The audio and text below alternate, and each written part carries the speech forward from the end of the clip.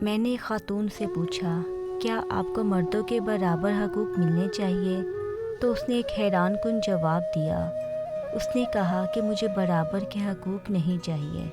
میں نے تفصیل چاہی تو اس نے کچھ یوں بیان کیا: میرا جائیداد میں باپ کی طرف سے حصہ ہے، بھائی کی طرف سے حصہ ہے، بیٹی کی طرف سے حصہ ہے، خاوند کی طرف سے حصہ ہے۔ جب میں مردوں کے برابر آ جاؤں گی تو ان حقوق سے محروم ہو جاؤں گی۔ میں کسی جگہ جاب کرتی ہوں تو مجھے جاب میں سہولت دی جاتی ہے۔ برابر کے حقوق میں میرا نقصان زیادہ ہے۔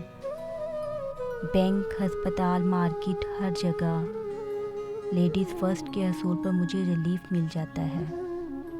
میں ابو سے ملنے جاؤں تو وہ کھڑے ہو کر ملتے ہیں اور بھائی کو بیٹھے بیٹھے سلام کر لیتے ہیں۔ میں شہر سے باہر کہیں جاؤں تو میں نے اور بیٹی نے اپنا اپنا ہینڈ بیگ پکڑنا ہوتا ہے اور باقی سب سامان بیٹی جانے اور ان کے بابا۔ ایک بار راستے میں گاڑی رک گئی تھی تو مجھے اسٹیئرنگ تھما کر بیٹے اور میاں نے دھکا لگایا۔ برابر کے حقوق ہوتے تو مجھے بھی دھکا لگانا پڑتا۔ سبھی بڑے اور بھاری کام خود بخود مردوں پر جا پڑتے ہیں۔